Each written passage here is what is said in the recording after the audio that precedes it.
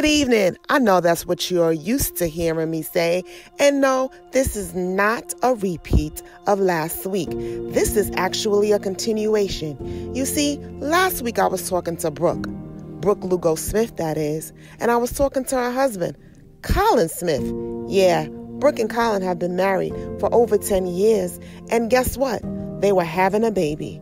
But tragedy struck, and unfortunately, they lost their baby.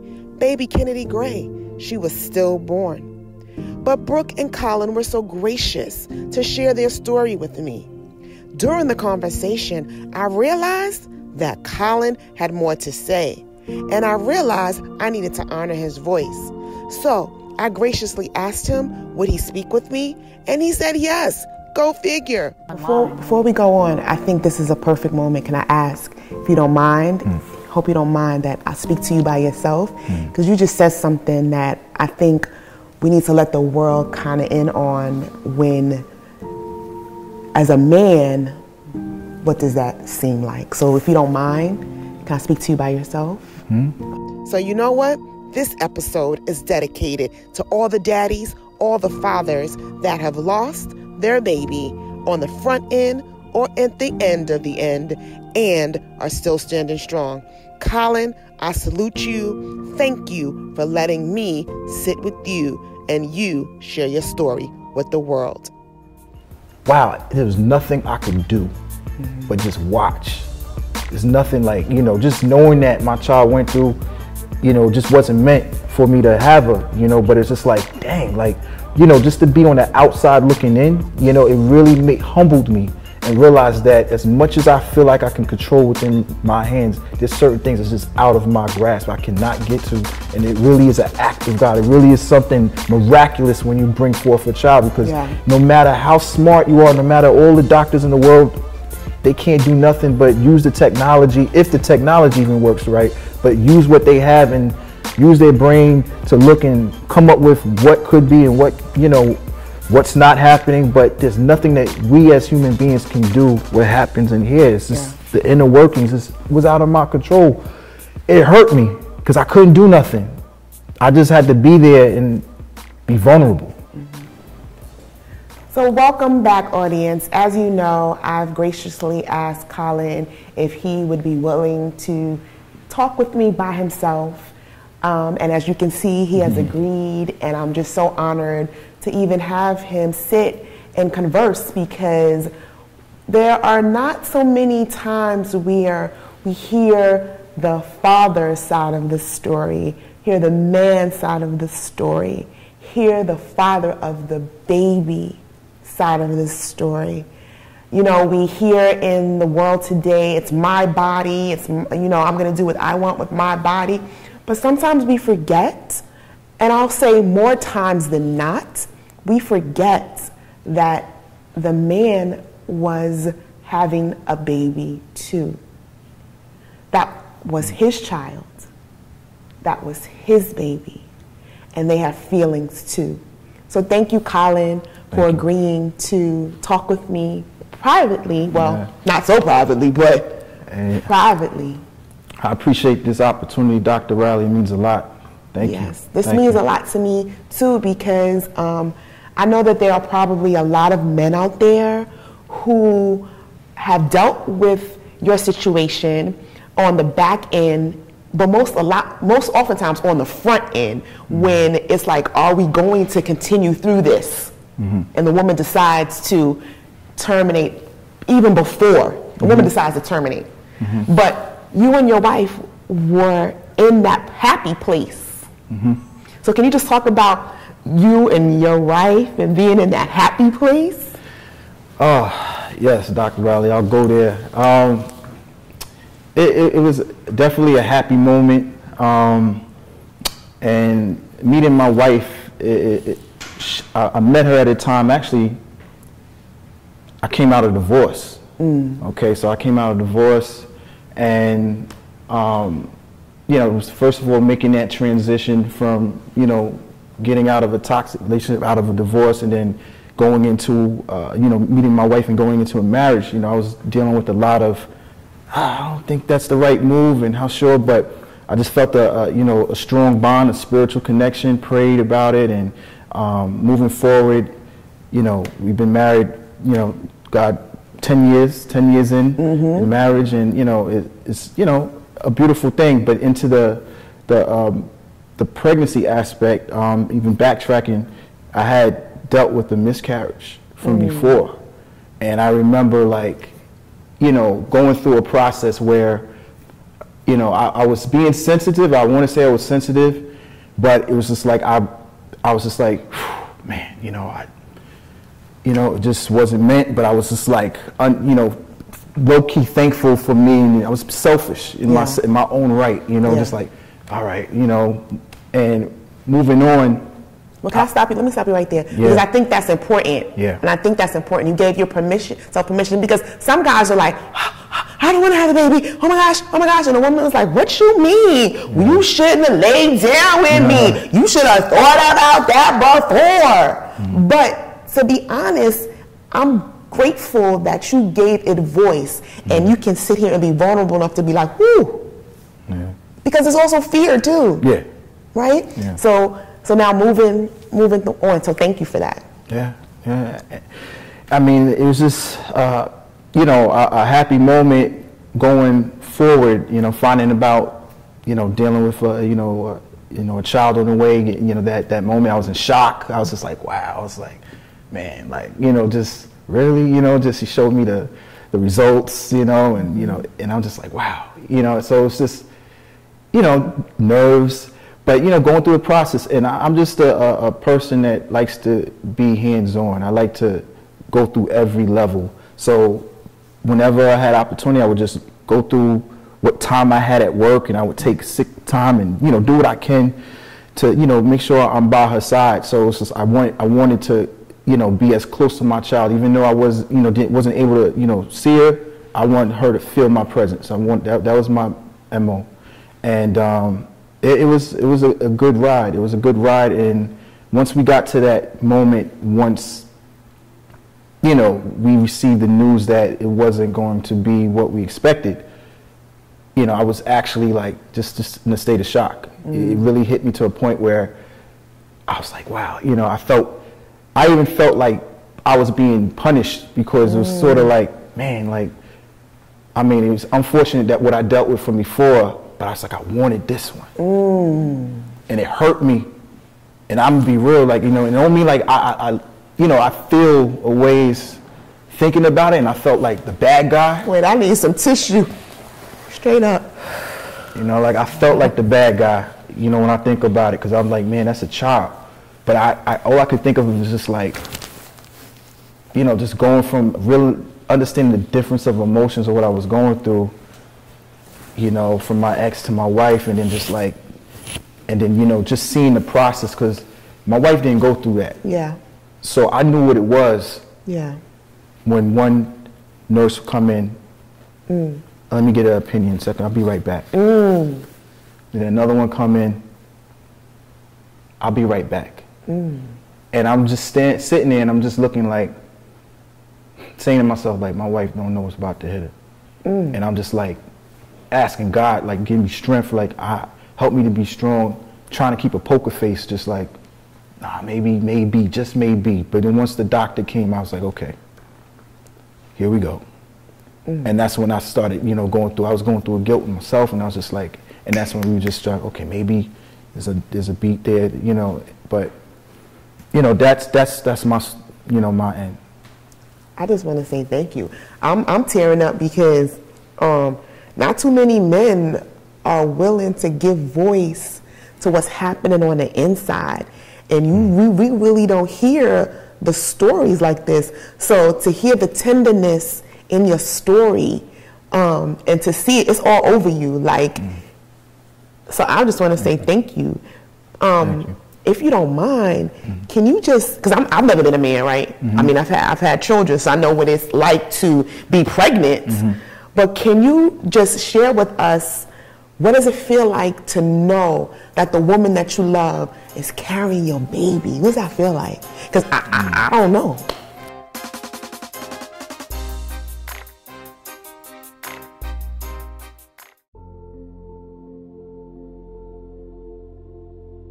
When it first happens, you're in denial. As soon as you visualise your baby being your baby, if that child dies, it's crushing. Every brick of that hospital just comes crashing down on you. There's a lot of silence around what is unfortunately more common than we'd like to believe.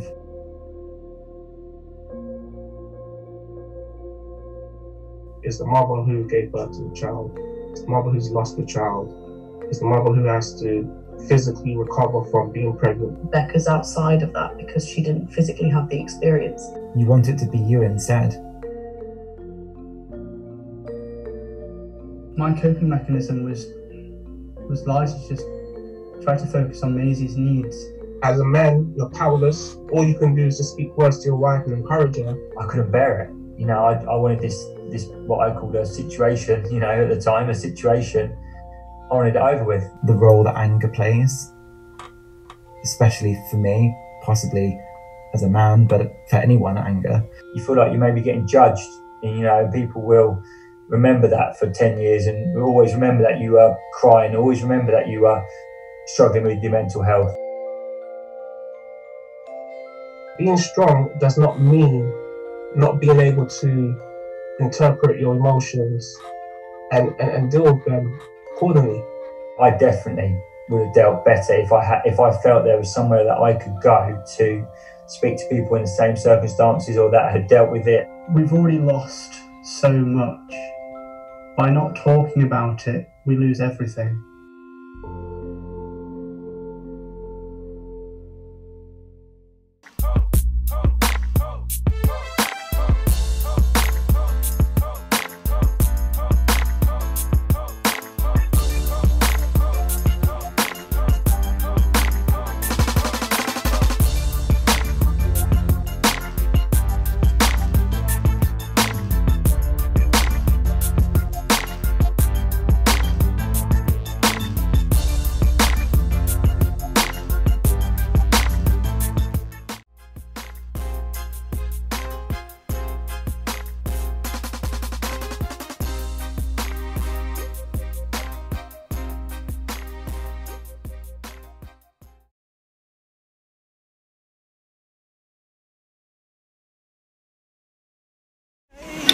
It's May 19th, and this is our dear Miss Kennedy Gray. So we just wanted to have a video with our daughter before she has to leave with us.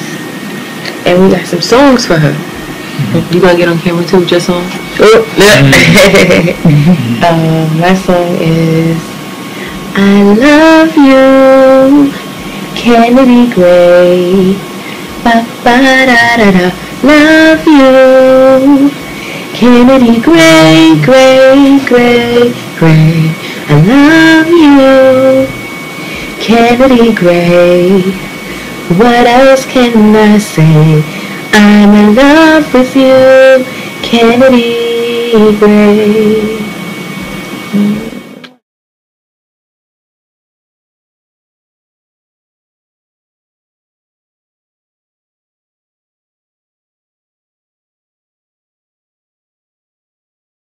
But can you just share with us, what does it feel like to know that the woman that you love is carrying your baby? What does that feel like? Because I don't know. It's like the world. Like you just, you know, for me, it's just like, wow. Like, you know, trying my best to make sure she was good, like she was cared for, you know, and, you know, just knowing, you know, what she does affects the life inside, you know, and just everything, emotions, you know, trying to not bring on stress, you know, that's what's constantly going through my mind. Trying to be understanding, you know, that the emotions will sway from time to time because you have there's a whole life inside of you, and there's a whole personality inside of you, and you're going through that, and you have your own mind as well, but physically you're going through changes. So just understanding and trying to be more sympathetic, you know, to the situation, I think that's what goes through my mind constantly, and it's a beautiful situation. It's truly an act of God, and you know, salute to all the mothers, salute to you, and you know, it's something that. So what I heard you say is even before Miss Kennedy was even gracing this earth, you were already a father, because you were providing for her mom. You were protecting her environment that she was being cultivated in. You were loving her mother so that way she can love Kennedy from a place where Kennedy was being birthed. So I salute you for that. So when you think of Brooke, what do you think about? She's amazing. Like she's like, you know that I Am Every Woman. And that, you know, and it used to, you know, it's just like she's just a Wonder Woman to me. You know, she's the homie. Like I literally like, you know, just open up and talk to her. You know, and even in this time, you know, I'm so accustomed to just bottling my emotions and not really, you know, expressing it. You know, I will fight before I cry. You know, if I'm hurt, you know, it's sweat equity. I'm not trying. You know, it's just, you know, I could count on my palms on like how many times I've cried. I don't really cry a lot like that, but you know, I don't want to. You know, I don't want to talk so much. I just do. And you know, with Brooke, you know, she's such a help and support that she did not even think just about herself or what she was going through. She realized that I was being left out of the equation, and she pointed things out within the situation where she was advocating for me to be noticed and be recognized, even in her own grief and her own loss, dealing with being a mother, you know. But yeah, she's amazing. She's amazing. Woohoo! Yeah. That's why I say hashtag Black Girl Magic. Yeah. So there are some young men that, you know, are probably listening who have experienced what you experienced, maybe on the front end, maybe on the back end. There are some older men who have probably experienced what you're experiencing or have experienced, you know, and they have bottled up their emotions. What piece of advice could you give them? You can look at that camera right there and just like you say you're speaking to your younger brothers, you know, letting them know, you know, yo, dude, this is it. Sir, what I will tell you is to be transparent when you can. Just be open. It's okay to cry. It's okay to express if something's bothering you. Doesn't make you soft. Doesn't make you less than a man. If you have to take a break, step away, do that. Express that. If you have to let somebody know that your feelings are hurt, let it be known. But with everything that you're going through, understand that we're human beings. And granted, we could talk about what women do versus what men do and how we handle things, but at the end of the day, we bleed red. We're human beings. We have same emotions. So it's okay. We have different times of when we may feel a certain way, but don't beat yourself up. You know, it doesn't make you less than a man if you feel hurt, because we feel hurt at times. It's okay. And what would you say to him again about the woman that he is in relationship with, that he's going through this, or they believe she's the cause of it? How would you help him get over that so that the relationship is still amenable? What would you say to him about that? Well, what I would say is that there's a fighting chance, brother. Don't be discouraged. Understand that when you're going through a trauma, a loss, dealing with a relationship, it's tough because the mother went through something that we didn't go through, that we don't go through. I'm not saying that you're not supposed to feel a certain way when words are being said, or, you know, if you're physically attacked, don't know the situation. But what I will tell you is understand that psychologically, mentally, emotionally, spiritually, that we got different phases that we're going through, and it's easy to start pointing blame at the next person.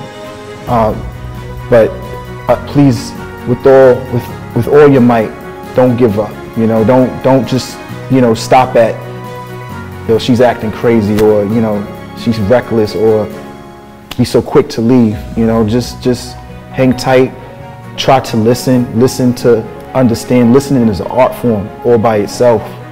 So there's a lot that comes into it. So just take your time and just try your best to stay the course.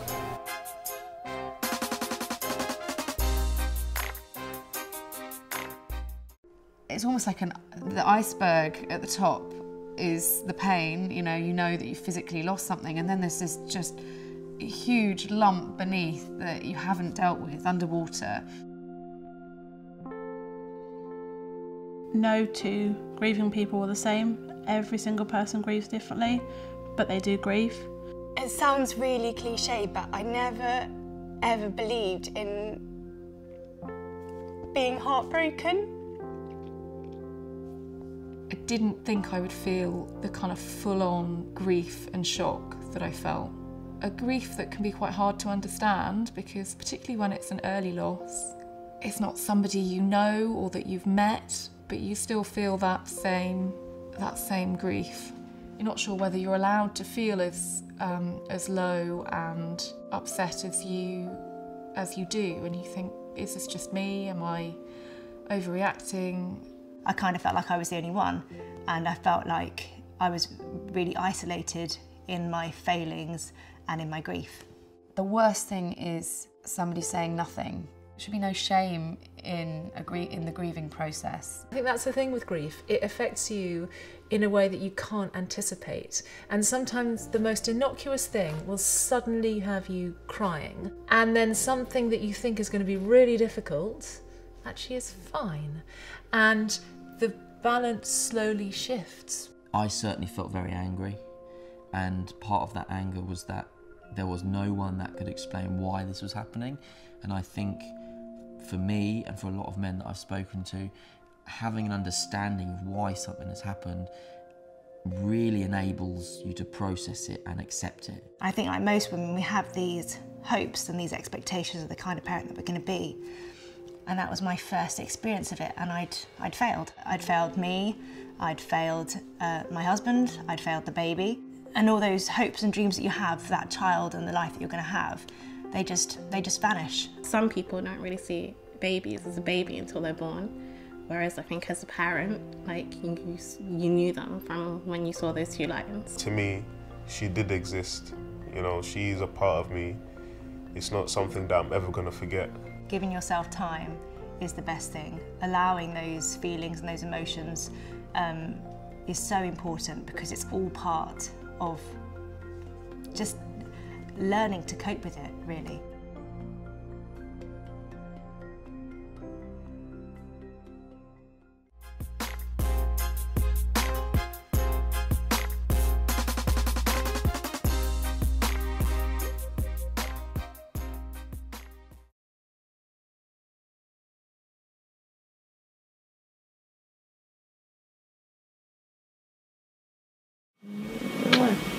And Colin has a song. We're gonna look to this little memory. When it's piggy time, and it was time to wash up Kennedy, what we would be doing was, this how I get you to make you do what we need you to do, Kennedy. I'll get you by your pinky toe, and I'll start with this. This little piggy went to the market. This little piggy went to the mall. This little piggy went here. This little piggy went there. This little piggy went everywhere. Love you, baby. What's that called? Daddy's kisses. Daddy's kisses, baby. Been daddy kissing you. Daddy kisses. The whole pregnancy.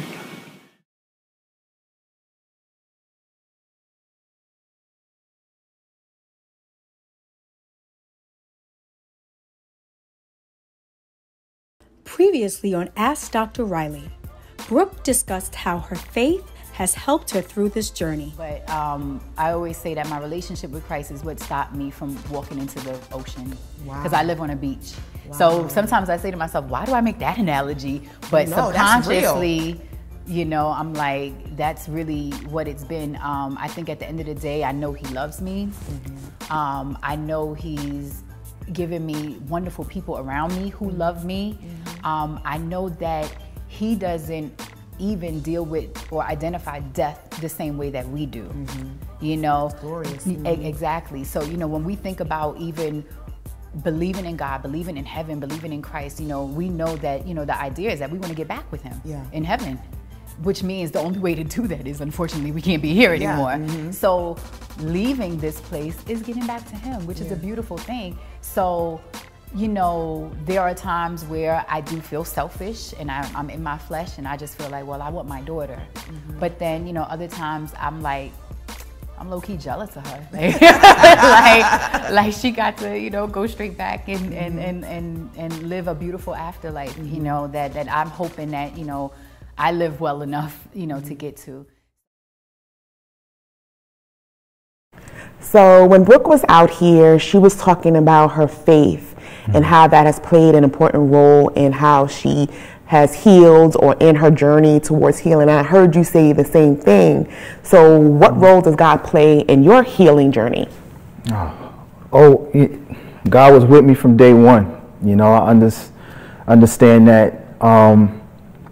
It was just, you know, for me, growing up, I was raised by God-fearing parents, you know, going to church and you know, I by his grace, I developed and had my relationship with him, you know, but it was like going through what I've been through with my wife. That was that hit that really tested my faith. And, you know, it made me think like, man, if I believe in these scriptures talking about, you know, to be absent in the body, to be present with the Lord, and, you know, about loved ones going and seeing them again soon, I was like, wow, like, it really made me like think, like, do I really believe in what I was raised up in?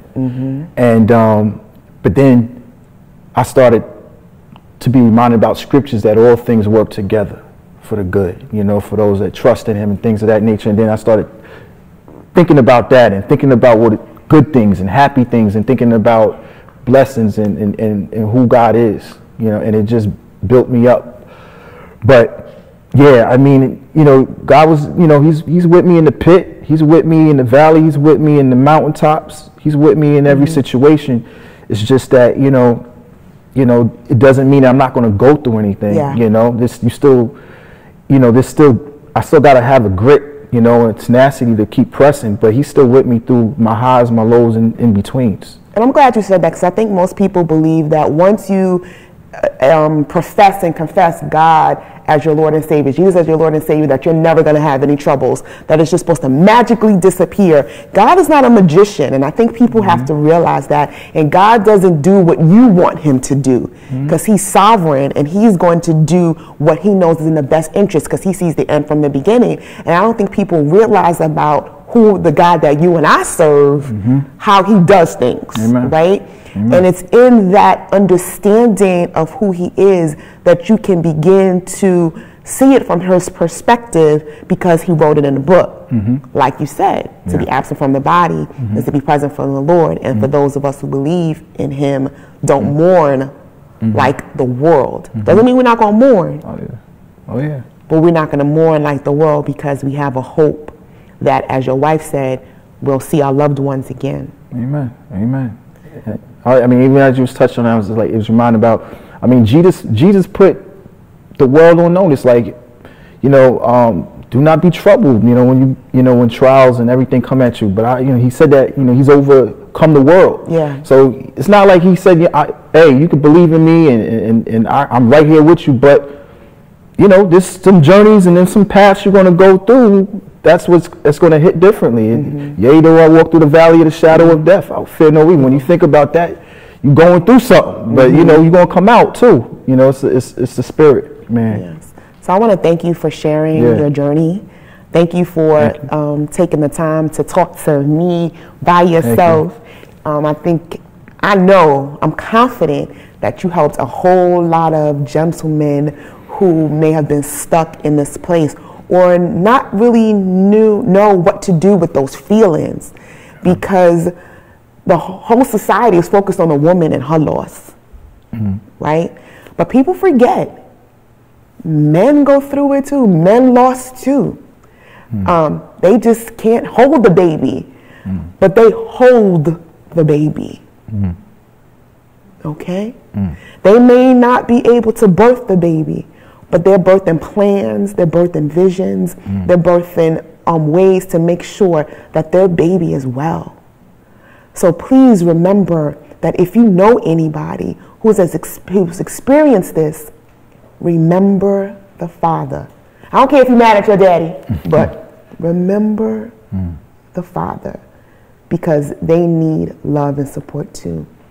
Thank you again, Colin. Thank you, Dr. Reilly. Thank you again, audience, for joining us. Once again, this is the Ask Dr. Reilly show. My name is Dr. Anissa Reilly, and I'm out. Peace. It's just a little something to remember you by. I love you. We'll never forget you. Yeah. You are blessed. You have been a blessing to us. Yeah, thank you, Kennedy. And we love you. We love you. I love you, Kennedy Gray. Ba ba da da da. Love you, Kennedy Gray, Gray, Gray, Gray. I love you, Kennedy Gray. What else can I say? I'm in love with you, Kennedy Gray. Losing a child is something a parent never gets over. Colin Smith and his wife Brooke know what this grief feels like. They lost a baby who was stillborn at birth. But this is not just their story. Every year in America, 1 in 4 mothers experience a pregnancy or infant loss. Research shows that with additional pregnancies, this risk increases. After their loss, they discovered there was a lack of resources for grieving parents like them. They felt this was unacceptable and decided to do something about it. They founded the Baby Resource Center, a charitable organization that supports expecting parents and families affected by pregnancy or infant loss. Some of the services they offer include free doula services, educational presentations, monthly peer support groups, fatherhood programs, therapy grants, and even a special memorial grant program that enables you to name a grant in memory of a baby. Each year, they host New York City's annual Pregnancy and Infant Loss Awareness Walk. The commemoration starts with healing and recovery workshops. Then they inspire their walkers across the Brooklyn Bridge into a beautiful candle ceremony to honor their children. With a donation or monthly sponsorship, you can become part of the healing process and remind grieving families that even in their devastation, they are still surrounded by love and support, even from people they may not know. The Baby Resource Center, helping families through birth and loss.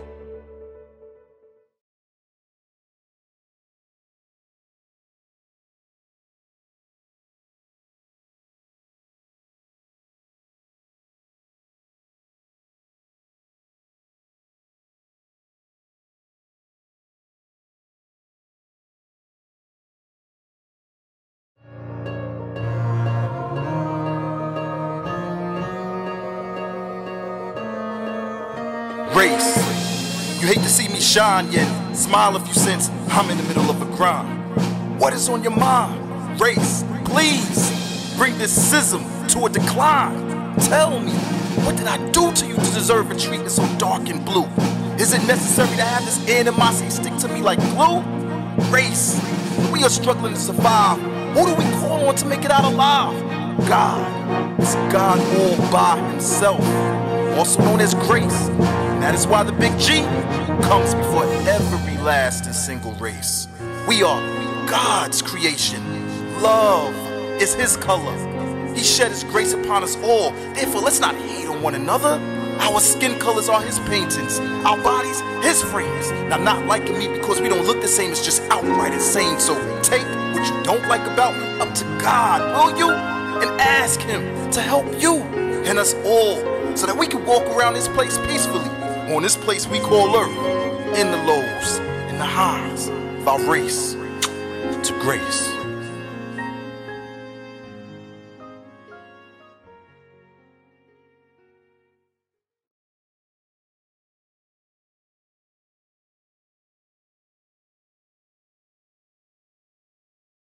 Welcome to the Dr. Reilly Show. Next time on Ask Dr. Reilly. In our Season 2 finale, Dr. Reilly shares her testimony entitled, My Life. That experience of loss showed me something about myself that I am very, very aware of so that I'll never be there again. I'm your host, Dr. Anissa Reilly.